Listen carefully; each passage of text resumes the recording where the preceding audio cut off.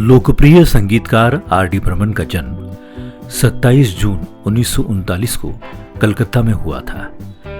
उनके पिता एस.डी. बर्मन जाने माने फिल्मी संगीतकार थे। घर में फिल्मी माहौल के कारण उनका भी रुझान संगीत की ओर हो गया और वे अपने पिता से संगीत की शिक्षा लेने लगे। उन्होंने उस्ताद अली अकबर खां से भी सरोद वादन की शिक्षा ली थी। फिल्म जगत में पंचम के नाम से मशहूर आर.डी. बर्मन को ये नाम तब मिला जब उन्होंने अभिनेता अशोक कुमार को संगीत के 5 सुर सा रे गा मा पा गाकर सुनाए। 9 वर्ष की छोटी सी उम्र में पंचम दा ने अपनी पहली धुन ए मेरी टोपी पलट के आ बनाई थी और बाद में उनके पिता सचिन देव बर्मन ने उसका इस्तेमाल वर्ष 1956 में प्रदर्शित फिल्म फंटूश में किया था। इसके अलावा इनकी धुन सर जो तेरा चकराए भी गुरुदत्त की फिल्म प्यासा के लिए इस्तेमाल की गई थी। अपने सिने करियर की शुरुआत आर.डी. बर्मन ने अपने पिता के साथ बतौर संगीतकार सहायक के रूप में की थी। इन फिल्मों में चलती का नाम गाड़ी 1958 और कागज के फूल जैसी सुपरहिट फिल्में भी शामिल हैं। बतौर संगीतकार उन्होंने अपने सिने करियर की शुरुआत वर्ष 1961 में महमूद द्वारा निर्मित फिल्म छोटे नवाब से की, लेकिन इस फिल्म के जरिए वे कुछ खास पहचान नहीं बना पाए। फिल्म छोटे नवाब में आर.डी. बर्मन के काम करने का किस्सा काफी दिलचस्प है। हुआ यूं कि फिल्म छोटे नवाब के लिए महमूद बतौर संगीतकार एस.डी. बर्मन को लेना चाहते थे, लेकिन उनकी एस.डी. बर्मन से कोई खास जान पहचान नहीं थी। आर.डी. बर्मन चूंकि एस.डी. बर्मन के पुत्र थे, अतः महमूद ने निश्चय किया कि वे इस बारे में आर.डी. बर्मन से बात करेंगे। एक दिन महमूद आर.डी. बर्मन को अपनी कार में बैठाकर घुमाने निकल गए।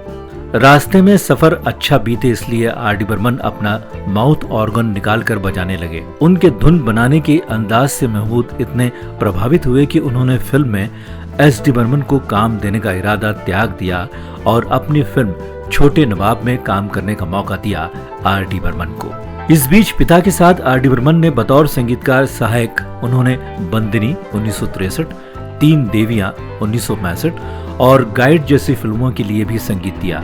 वर्ष 1965 में प्रदर्शित फिल्म भूत बंगला से बतौर संगीतकार पंचम दा कुछ हद तक फिल्म इंडस्ट्री में अपनी पहचान बनाने में सफल हो गए। इस फिल्म का गाना आओ ट्विस्ट करे श्रोताओं के बीच काफी लोकप्रिय हुआ। अपने वजूद को तलाशते आर.डी. बर्मन को लगभग 10 वर्षों तक फिल्म इंडस्ट्री में संघर्ष करना पड़ा। वर्ष 1966 में प्रदर्शित निर्माता निर्देशक नासिर हुसैन की फिल्म तीसरी मंजिल के सुपरहिट गाने आजा आजा मैं हूँ प्यार तेरा और ओ हसीना जुल्फों वाली जैसे सदाबहार गानों के जरिए वे बतौर संगीतकार शोहरत की बुलंदियों पर जा पहुंचे। वर्ष 1972 पंचम दा के सिने करियर का अहम पड़ाव साबित हुआ। इस वर्ष उनकी सीता और गीता, मेरे जीवन साथी, बॉम्बे टू गोवा, परिचय और जवानी दीवानी जैसी कई फिल्मों में उनका संगीत छाया रहा। वर्ष 1975 में रमेश सिप्पी की सुपरहिट फिल्म शोले के गाने महबूबा महबूबा गाकर पंचम दा ने अपना एक अलग समा बांधा, जबकि आंधी, दीवार, खुशबू जैसी कई फिल्मों में उनके संगीत का जादू श्रोताओं के सर चढ़कर बोला। संगीत के साथ प्रयोग करने में माहिर आर.डी. बर्मन पूरब और पश्चिम के संगीत का मिश्रण करके एक नई धुन तैयार करते थे। हालांकि इसके लिए उनकी काफी आलोचना भी हुआ करती थी। उनकी ऐसी धुनों को गाने के लिए उन्हें एक ऐसी आवाज की तलाश रहती थी जो उनके संगीत में रच बस जाए। ये आवाज उन्हें पार्श्व गायिका आशा भोसले में मिली। फिल्म तीसरी मंजिल के लिए आशा भोसले ने आजा आजा मैं हूँ प्यार तेरा, ओ हसीना जुल्फों वाली और ओ मेरे सोना रे सोना जैसे गीत भी गाए थे। इन गीतों के हिट होने के बाद आर.डी. बर्मन ने अपने संगीत से जुड़े गीतों के लिए आशा भोसले को ही चुना। लंबी अवधि तक एक दूसरे का गीत संगीत के साथ निभाते निभाते अंततः दोनों जीवन भर के लिए एक दूसरे के ही हो गए और अपने सुपरहिट गीतों से श्रोताओं को मंत्रमुग्ध करते रहे। 1985 के बाद आर.डी. बर्मन निर्माता निर्देशकों के बीच लोकप्रिय नहीं रहे। उन्हें तब बेहद झटका लगा जब निर्माता निर्देशक सुभाष घई ने फिल्म राम लखन में उनके स्थान पर संगीतकार लक्ष्मीकांत प्यारेलाल को साइन कर लिया था। इसके बाद इजाजत 1987, लिबाज 1988